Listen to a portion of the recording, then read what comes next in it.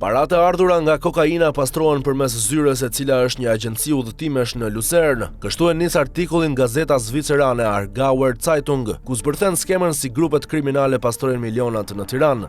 Visi qëndron në krye, për të cilin dyshohet kreu i bandës ballkanike, njëkohësisht emër i njohur për drejtsinë zvicerane, po ashtu Visi organizonte takimet, menaxhonte rrjetet dhe siguronte që paratë depozituara në Zvicër të tërhiqeshin në Ballkan, ndërsa papi kishte rol qendror në Shqipëri, ishte një pikë këmbimi valutor në Tiranë, ku shpërndaheshin paratë e ardhura nga jashtë. Paratë e kokainës dërgoheshin me avion nga Bazeli në Prishtinë dhe më pas me rrugë toksore në Shqipëri. Banda kishte edhe bashkëpunëtor të tjerë si numri 4, i cili merrej me mbledhjen dhe dorëzimin e parave kur agjencia ishte e mbyllur, ndërsa Xeni, vëllai i pronarit të agjencisë në Lucern, i cili së bashku me një ose dy djem luante një rol të rëndësishëm. Ai ishte një nyje kyçe e rrjetit Hawala nga Lucerna drejt Tiranës. Grupi kishte një bashkëpunëtor tjetër, Nipi, i afërmi i Visit. Ky merrte drejtimin e operacioneve në mungesë të tij dhe dyshohet se ka transportuar personalisht shuma të mëdha drejt Ballkanit. Aktualisht autoritetet në Shqipëri dhe Zvicër po vazhdojnë hetimet dhe procedurat penale ndaj të dyshuarve.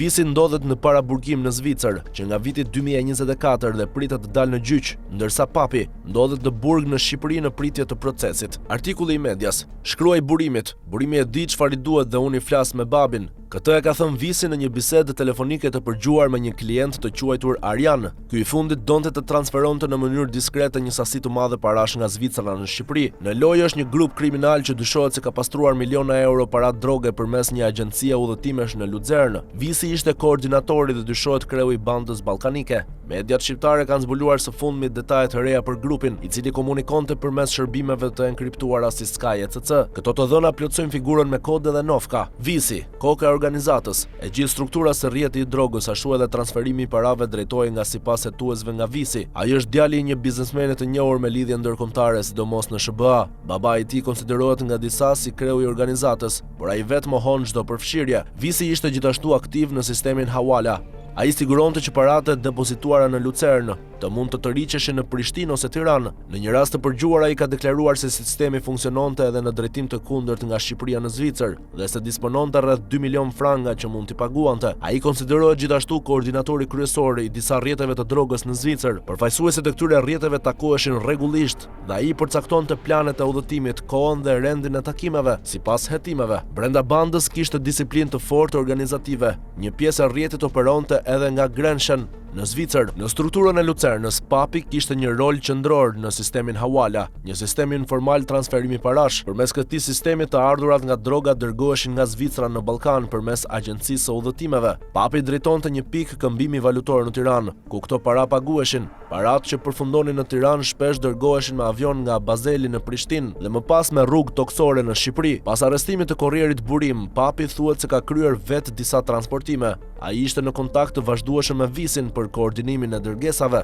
Qendra e bandës në Zvicër ishte një agjenci udhëtimesh në Lucern. Brenda grupit ajo quhej Zyra.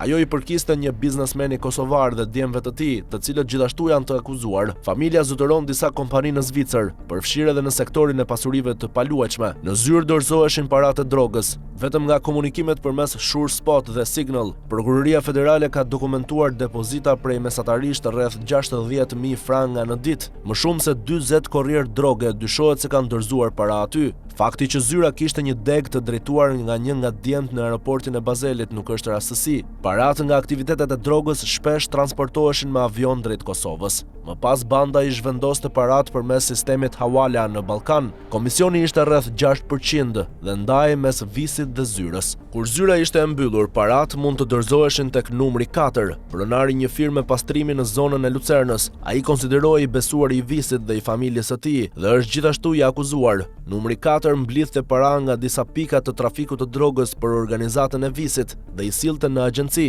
Gjithashtu shërbente si shofer i Visit kur ky ndodhej në Zvicër. Në Prishtinë ndodhej edhe vëllai i pronarit të agjencisë në Lucern, i cili së bashku me një ose dy djem luante një rol të rëndësishëm. Ai ishte nyje kyçe e rrjetit Hawala nga Lucerna drejt Tiranës. Sipas hetuesve tek Xeni tërhiqeshin rregullisht para, të cilat më shumë gjasa kishin ardhur me avion nga Zvicra në Prishtinë. Edhe papi ka tërhequr disa herë para në këtë pikë, për t'i çuar më pas në Tiranë. Nipi, bëhet fjalë për burimin e përmendur më parë. Ai është i afërmi i Visit, merrte koordinimin e strukturës së Lucernës kur ky mungonte, dhe ai ka qenë shpesh në Lucern. Nipi dyshohet se ka transportuar vetë disa herë shuma të mëdha drejt Ballkanit. Njëherë policia kufitare në Shqipëri gjeti 76.000 franga në çantën e gruas së tij, kur çifti po kthehej nga Kosova me një Mercedes. Në një bisedë të përgjuar, Visi ka thënë se nipi kishte marrë një porosi. Parat ishin nisur fillimisht nga Lucerna. Procese në Zvicër dhe në Shqipëri po dalin gjithnjë më shumë detaje, por rrjeti i agjencisë në Lucernë ende nuk ka zbardhur plotësisht, sidomos dorëzimet në Zvicër. Si Prokuroria Speciale në Shqipëri ashtu dhe Prokuroria Federale në Zvicër po zhvillojnë procedura penale ndaj disa personave të arrestuar në 2024 dhe 2025. Visi ndodhet në paraburgim në Zvicër që nga viti 2024 dhe pritet të dalë në gjyq. Papi ndodhet në burg në Shqipëri në pritje të procesit.